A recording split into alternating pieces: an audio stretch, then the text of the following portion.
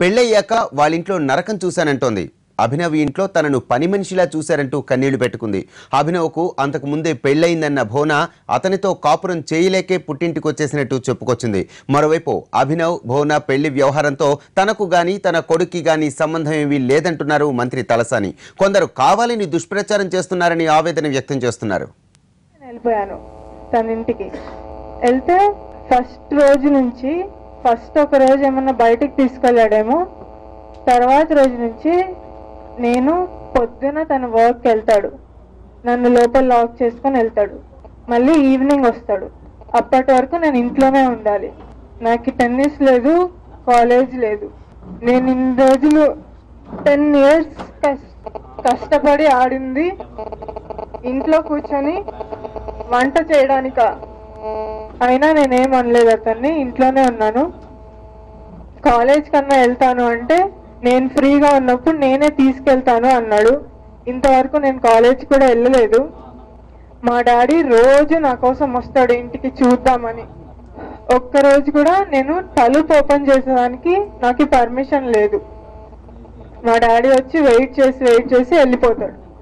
నేను మా పేరెంట్స్తో కాల్ చేసి మాట్లాడలేను. మా పేరెంట్స్ కాల్ చేస్తే కూడా ఆన్సర్ చేయకూడదు, నాకు ఆ పర్మిషన్ లేదు. తను ఎట్లా చెప్తే అట్లా నేను వినాలి. ఈ 20 days లో నాకు ఇది అర్థం అయిపోయింది. నేను అంత హ్యాపీగా లేను అక్కడ. నాకు 3 crores డబ్బులు ఇవ్వండి, అప్పుడు భువనా ఇంటికి పంపిస్తాను అని చెప్పాడు. చెప్తే డాడీ 2 daysకి నా దగ్గర అంత డబ్బులు లేదు, నేను ఇవ్వలేను అని చెప్పాడు.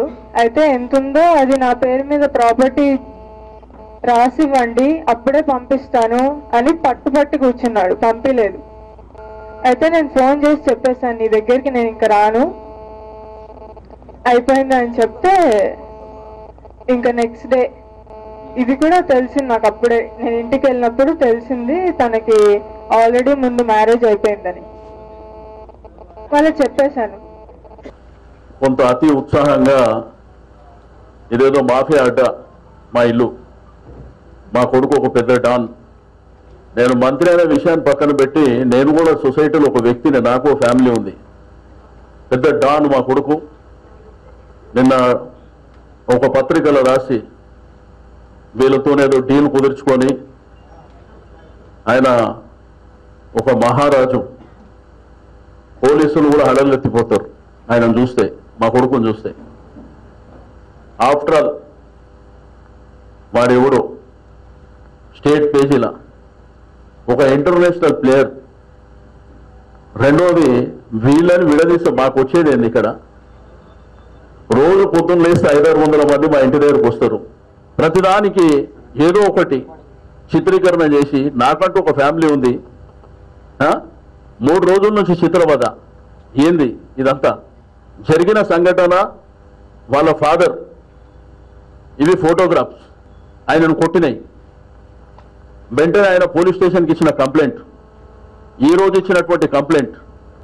ఒక భార్యాభర్తని విడదీయవలసినటువంటి అవసరం మాకు ఉంటుందా? జరిగింది ఏంది?